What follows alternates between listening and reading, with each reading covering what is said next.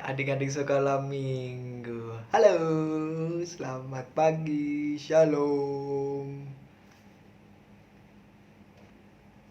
Nah, masih inget kan sama kakak Yada? Nah, berarti sekarang waktunya sekolah minggu di rumah aja. Adik-adik sudah siap belum buat dengerin firman Tuhan? Hah? Apa? Oh, udah siap. Oke. Berarti sebelum firman Tuhan, kita berdoa dulu. Ayo kakak yang pimpin. Mari kita berdoa. Tuhan, terima kasih atas berkat-Mu. Dari tidur kami semalam hingga pagi hari ini, kami dapat bangun dengan tubuh yang sehat. Tuhan, sebentar lagi kami akan mendengarkan sedikit dari firman-Mu. Tuhan berkati telinga dan pikiran kami, supaya kami dapat mengerti apa yang nanti akan diajarkan. Terima kasih Tuhan. Dalam nama Tuhan Yesus Kristus, kami sudah berdoa. Amin. Nah, sebelum firman Tuhan, kita mau nyanyi dulu. Ayo bangkit berdiri, terus kita nyanyi pujian buat Tuhan.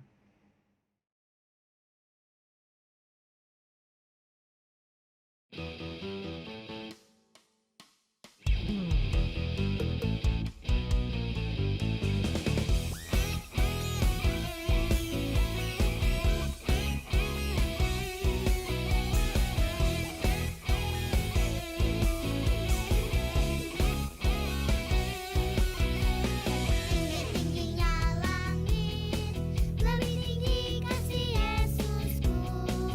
Sedalam-dalam lautan, lebih dalam kasih Yesusku. Seindah-indah pelangi, lebih indah kasih Yesusku. Kasih Yesus, oh kasih Yesus, mengalahkan segalanya. Kasih Yesus, oh kasih Yesus, mengalahkan segalanya.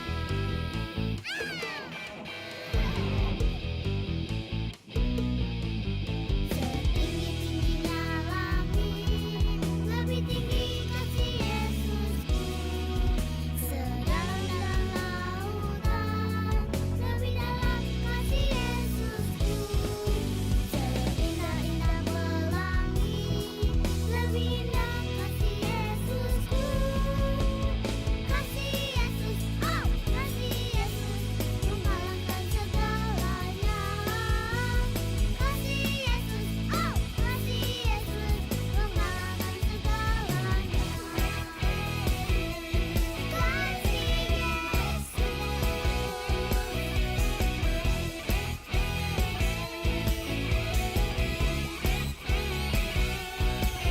Setinggi-tingginya langit, lebih tinggi kasih Yesusku. Sedalam-dalam lautan, lebih dalam kasih Yesusku. Seindah-indah pelangi, lebih indah kasih Yesusku. Kasih Yesus, oh kasih Yesus, mengalahkan segalanya. Kasih Yesus, oh kasih Yesus, mengalahkan segalanya. Kasih Yesus, oh kasih Yesus, mengalahkan segalanya. Mengalahkan segalanya. Mengalahkan segalanya.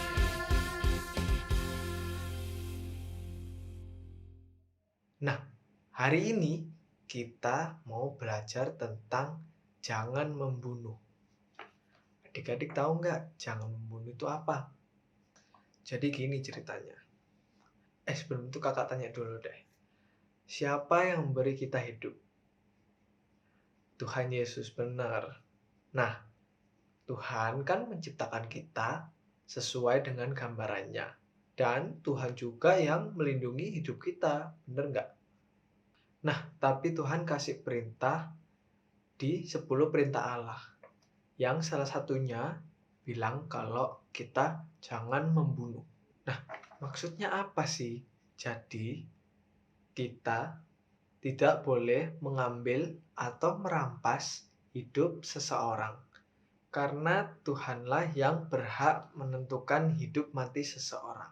Nah, sekarang kakak tanya, siapa yang pernah bertengkar?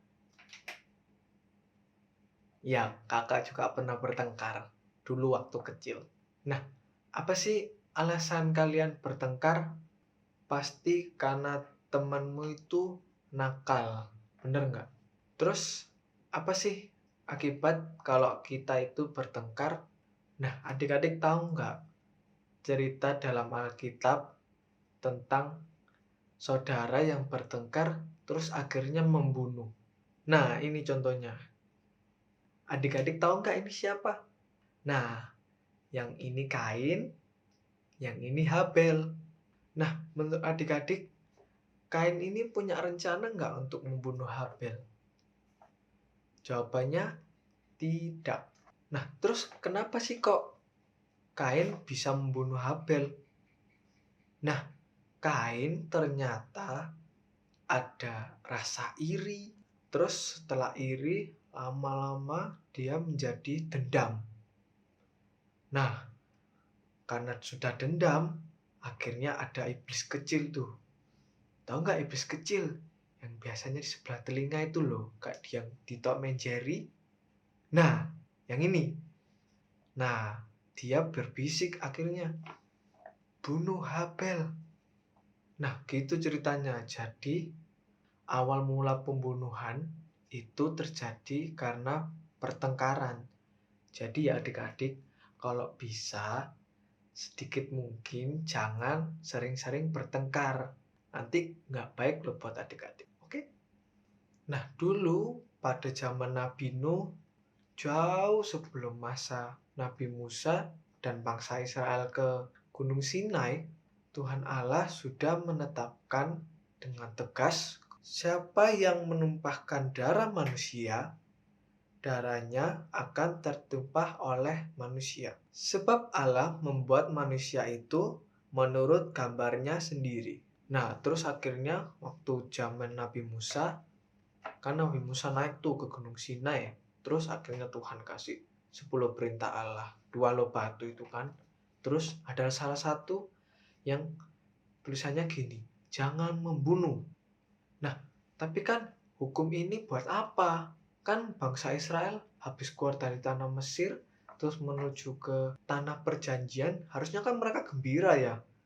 Jadi kan tidak ada rasa untuk marah dan iri dendam itu. Nah, betul. Tapi kan mereka ini dari 12 suku. Nah, jumlah mereka itu ada banyak sekali. Kurang lebih 600.000. Tuh, bayangin 600.000 orang di padang gurun. Dan mereka ini kan tinggal di tenda-tenda. Nah, setiap tenda-tenda itu ternyata orangnya nggak sama ada yang suka. Nah, di padang gurun kan udaranya panas banget. Terus juga nggak ada hiburan. Kayak di sini kan masih ada pasar malam. Mungkin sekarang udah nggak ada ya, soalnya corona. Nah, akhirnya mereka tiba-tiba berkelahi. Biasanya itu antara laki-laki atau antara pria gitu ya. Nah, inilah kenapa ada hukum yang keenam ini, jangan membunuh. Nah, ternyata hukum itu sampai sekarang masih diberlakukan. Di Indonesia juga ada, jangan membunuh. Nanti hukumannya bisa masuk penjara. Terus suruh bayar uang gitu ya, banyak. Sama bisa-bisa kita dihukum mati. Nah, ada cerita lain ternyata di Alkitab, yaitu tentang Nabi Daud dan Yoab. Nah, adik-adik tahu nggak Yoab itu siapa? Yoab itu keponakannya Raja Daud. Nah, dia ini setia banget sama Raja Daud. Sampai waktu Raja Daud dikejar-kejar sama Raja Saul, yang nemenin Yoab. Mau dia lapar, mau dia haus, mau dia dalam bahaya sekalipun, yang nemenin juga Yoab. Nah, sampai akhirnya Raja Daud diangkat sama Israel untuk menjadi raja di kerajaan itu. Itu juga berkat Tuhan Allah ya. Terus Yoab juga kena dampak, akhirnya dia juga diangkat jadi kepala pasukannya. Nah, tapi walaupun Yoab ini pahlawan yang gagah, berani, terus juga setia, hatinya belum diubahkan oleh Tuhan. Nah, karena Yoab ini orangnya keras, akhirnya dia berpikir kalau Raja Daud ini hatinya lemah. Terus lama-kelamaan akhirnya dia berbuat seenaknya sendiri. Nah, Raja Daud nggak senang sama perbuatan dan sikap dari Yoab ini. Terus Daud akhirnya menyesal kalau dia sudah mengangkat Yoab menjadi kepala pasukannya. Nah, pada suatu hari Yoab ini nggak sama-sama dengan Raja Daud. Dia sedang pergi untuk perang lawan kota yang menjadi musuh Raja Daud. Nah, selama Yoab pergi, Raja Daud ini kedatangan tamu-tamu gitu ya. Nah, akhirnya ada satu rombongan yang mengejutkan. Nah, ternyata orang-orang itu adalah utusan Panglima Abner. Nah, orang-orang dari panglimanya Abner ini mengatakan permohonan kalau mereka itu nggak terima kalau Raja Daud itu diangkat menjadi raja. Nah, katanya Panglima Abner ini mau ketemu sama Raja Daud. Nah, terus Raja Daud kan berpikir, loh, kan aku sudah dijadiin raja sama Tuhan.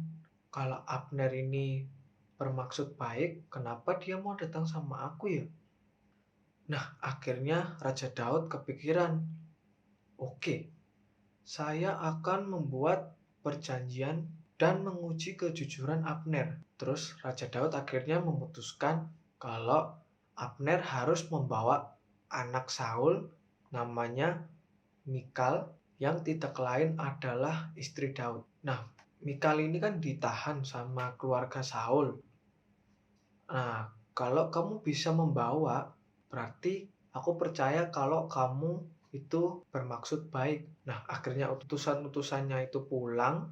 Terus selang beberapa waktu, Abner datang dengan membawa Mikal dan 20 tentara. Wah, akhirnya Raja Daud lega dan dia menerima mereka, terus mereka berpesta. Nah, sesudah itu akhirnya Abner berjanji kalau dia akan memimpin suku-suku yang lain untuk mengikut Raja Daud. Nah, akhirnya Raja Daud membebaskan dan memulangkan Abner sama 20 tentaranya itu dengan damai sejahtera. Nah, habis Abner pulang, Yoab datang habis perang, bawa banyak barang rampasan. Nah, terus dia dengar-dengar gosip gitu ya, kalau Abner tadi datang dan berunding dengan Raja Daud, dan akhirnya diterima, terus akhirnya mereka berpesta. Terus juga dipulangkan dengan damai sejahtera. Nah, Yoab yang mendengar gosip itu, dia marah sekali. Nah, dia marah karena dia punya dua alasan. Alasan yang pertama, karena Abner ini awalnya itu memusuhi Raja Daud. Dan alasan yang kedua, Abner ini ternyata dulu sudah membunuh adik Yoab. Walaupun pertarungannya itu adil. Terus akhirnya Yoab langsung ke istana Raja Daud. Terus dia dengan geram, dia berkata, "Mengapa Raja membuat perjanjian dengan Abner? Pastilah Raja tahu bahwa kedatangan Abner hanya untuk menipu Raja dan untuk mencari tahu segala rencana Raja." Terus belum dijawab, Yoab langsung pergi. Gak sopan banget. Nah, ternyata Yoab ini sudah punya rencana jahat. Nah, itu sebenarnya nggak boleh ya. Soalnya kan dia pahlawan ya, sama panglima ya. Nah, akhirnya Yoab mengirim pasukan untuk mengejar Abner.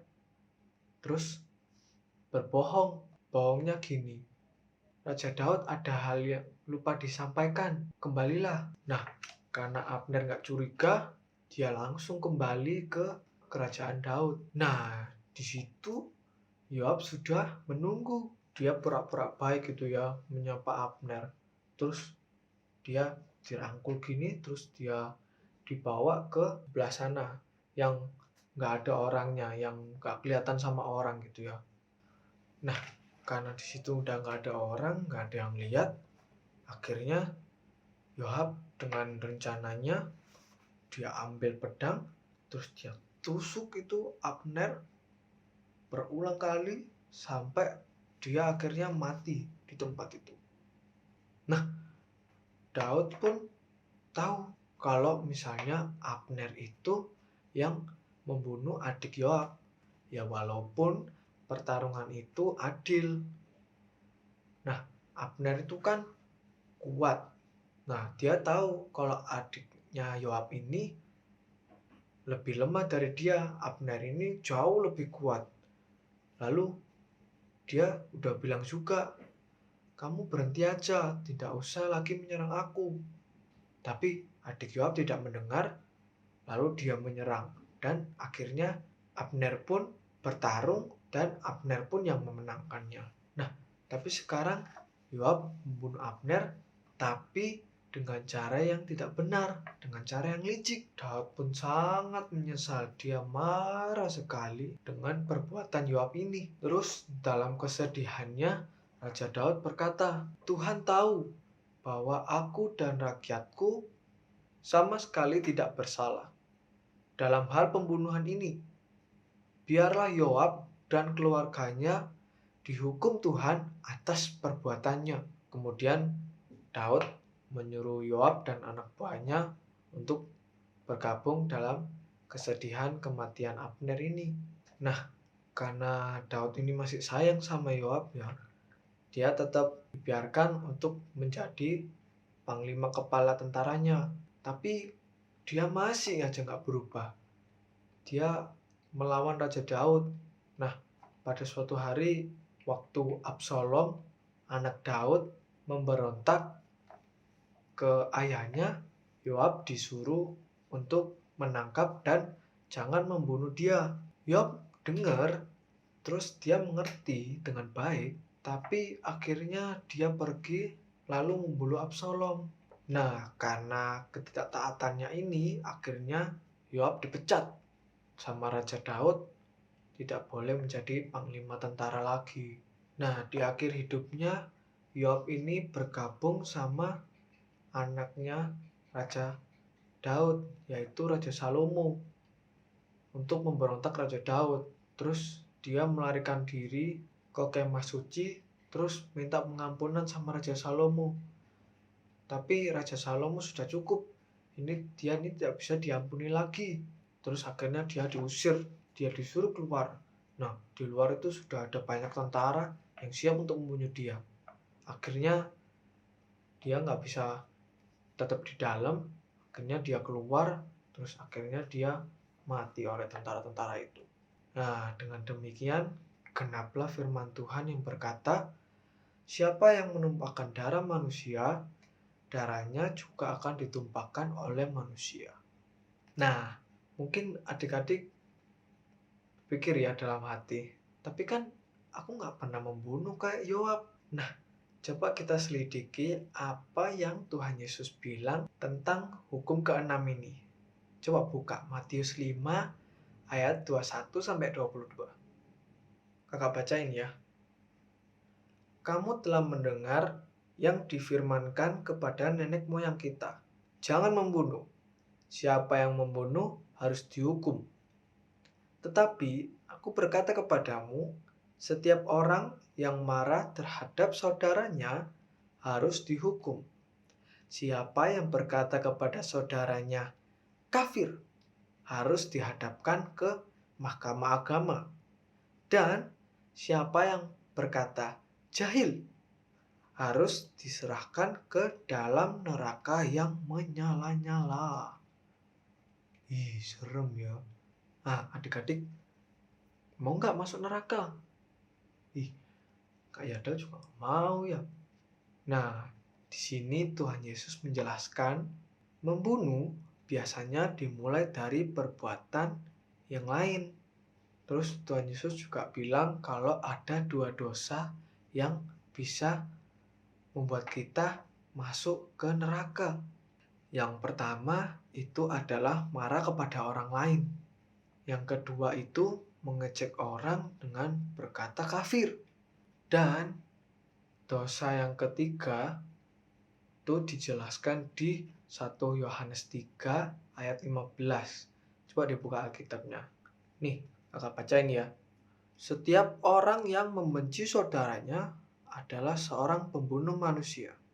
Dan kamu tahu bahwa tidak ada seorang pembunuh yang tetap memiliki hidup yang kekal di dalam dirinya. Nah, apa itu yang disebutkan di situ? Jangan membenci. Nah, adik-adik tahu nggak cara mengatasi marah, mengolok-ngolok orang lain, atau mengatasi dosa-dosa itu? Nah, caranya adalah kita datang dan meminta pertolongan Tuhan Yesus supaya Dia mengampuni kita. Nah, Tuhan Yesus kan sudah mati di salib buat menebus dosa kita. Dosa-dosa itu ya dosa-dosa itu tadi, dosa marah, dosa membunuh, dosa membenci, dosa memaki, dan dosa-dosa lainnya. Banyak deh dosa-dosa itu ya.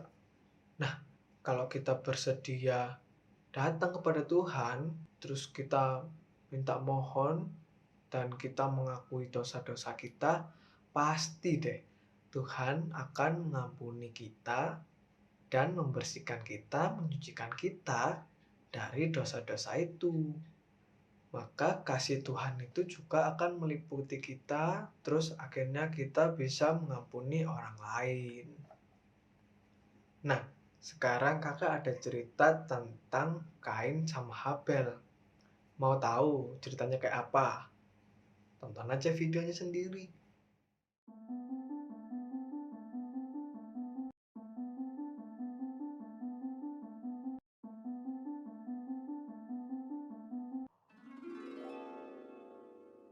Adam dan Hawa. Kemudian mengandunglah perempuan itu, lalu melahirkan Kain. Maka kata perempuan itu, Aku telah mendapat seorang anak laki-laki dengan pertolongan Tuhan. selanjutnya dilahirkannyalah Habel, adik Kain.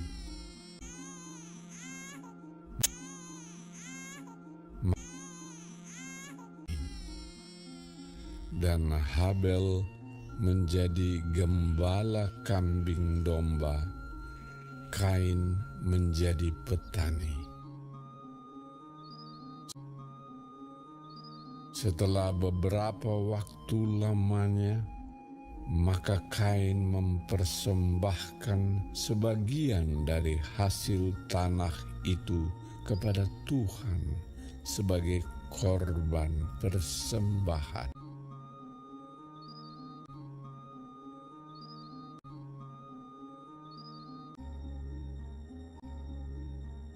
Habel juga mempersembahkan korban persembahan dari anak sulung kambing dombanya, yakni lemak-lemaknya.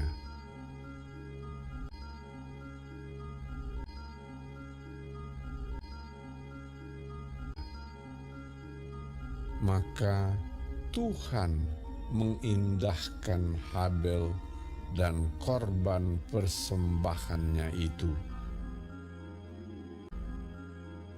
Tetapi Kain dan korban persembahannya tidak diindahkannya. Lalu hati Kain menjadi sangat panas dan mukanya muram. Firman Tuhan kepada Kain, Mengapa hatimu panas dan mukamu muram? Ketika mereka ada di padang, tiba-tiba Kain memukul Habel.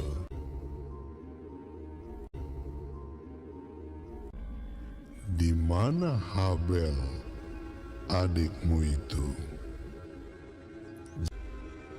Apakah yang telah kau perbuat ini? Maka sekarang engkau menjadi seorang pelarian dan pengembara di bumi.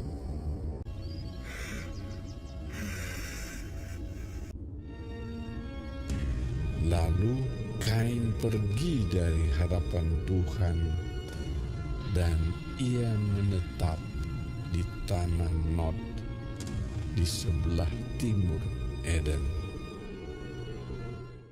Nah, udah tahu kan adik-adik sekarang kalau membunuh itu bisa berawal dari kita marah sama orang. Jadi, jangan suka marah-marah sama orang lain ya. Mau itu teman, mau itu guru, mau itu orang tua sekalipun. Marah itu boleh manusiawi, tapi tidak boleh sering-sering ya. Nah, oke deh. Segini dulu firman Tuhan pada pagi hari ini. Semoga firman Tuhan tadi bisa masuk ke telinga, terus masuk ke otak, terus bisa menjadi pelajaran buat hidup kita. Nah, sebelum sekolah minggu selesai, kita mau doa dulu ya. Ayo, kakak pimpin dalam doa penutup. Tuhan Yesus, terima kasih atas berkat-Mu. Kalau kami sudah menyelesaikan sekolah minggu kami pada pagi hari ini. Tuhan, tolong berkati kami selalu, supaya kami yang masih marah-marah dan masih membenci satu sama lain, Tuhan tolong supaya kami Tuhan sembuhkan dan Tuhan cegah supaya kami tidak marah dan tidak membenci lagi. Terima kasih Tuhan, berkati kami, hidup kami, berkati orang tua kami, berkati guru-guru kami, berkati orang-orang gereja, berkati tetangga sekeliling kami. Terima kasih Tuhan. Dalam nama Tuhan Yesus, kami sudah berdoa. Amin. Selamat hari Minggu, Tuhan Yesus memberkati. Shalom. Dadah.